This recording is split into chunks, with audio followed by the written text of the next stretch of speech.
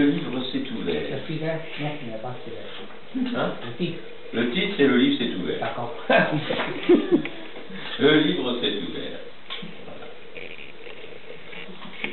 Le livre s'est ouvert au confluent des rivières. Je suis les pavés jusqu'à la petite place perdue. La librairie de la cité n'est plus là. Chaque livre avait à l'intérieur, sur le revers, une sorte de timbre en fin papier, jaune, rouge, vin, blanc, cassé, et dessus la masse, comme s'il était seulement emprunté. Où est-ce que je le ramènerai aujourd'hui? Je traverse les halles, les pieds glissent près des étals à poissons, la lumière au milieu des allées vient du toit. Les couleurs s'agitent sur les tables, en bois. Odeur brassée, les accents tendent, donnent de la houle, un son russe surprend, mais ça y ressemble. Et les biographies nombreuses croisent le temps blême des nuages demain, après-demain. Ensuite, il l'a quitté. Il est mort, vous savez. La vieille au chignon pincé rattrape par la manche la dame noire au cabas. Dehors, je me dépêche.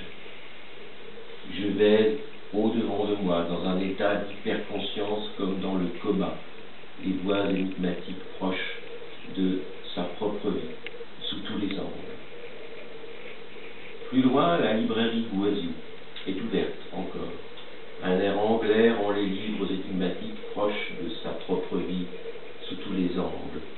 J'entends la vague revenue à soi des fragments, paysages entre ma mémoire et ma faim.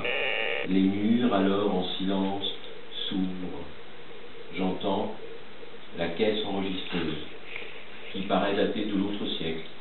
Elle projette, grâce à une manivelle en bois laqué, son tiroir dans le ventre de la grille, lisse, en blouse, avec un tintement de métallophone. Les murs, alors en silence, s'ouvrent. Mon trajet est le même. Chaque fois, mon corps se prépare à entrer dans les livres.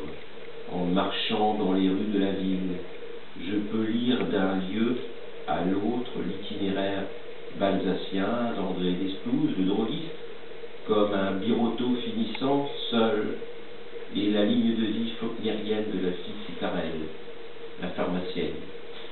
Je revois la simplicité rutilante du vendeur de loterie cul-de-jatte en tricycle au guidon, pédalier, un livre de géographie est sorti de sa poche.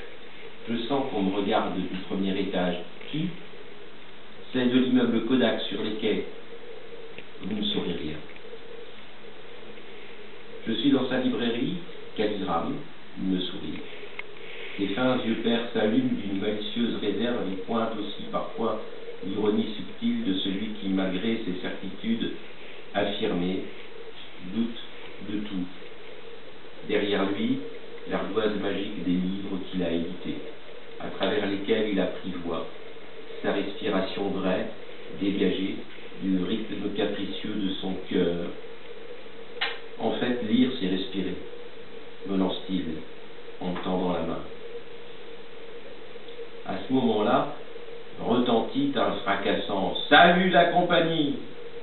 C'est un grand type taillé en lutteur forain, un ferment léger sur pied court. « Je te rapporte ton Maria Zambrano pour que tu le finisses quand même, ce sacré livre que tu m'as vendu, et je reviens avec 2 bières. » Il me regarde. « 3 ?»« 3, décide-t-il, en repartant d'un coup. Tous ces volumes sont un mur.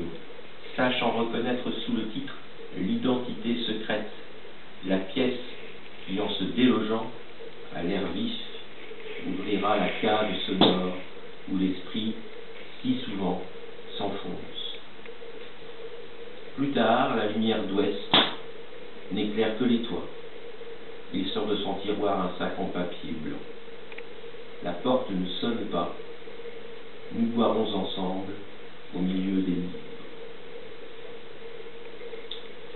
Oui, ça fait une histoire ensemble au milieu des livres. Donc, on dit je te dis, on va encore prendre une carte de livre. L'histoire iconique de ta moine de village des Trans. Oui, mais tu devines où serait là? C'est ça qui reste, il y a le garrot. Et vous devinez où serait là? Il y a des choses. Voilà. Et vous devinez qui sera là? Je ne sais pas du tout. Oh, mais je sais, restez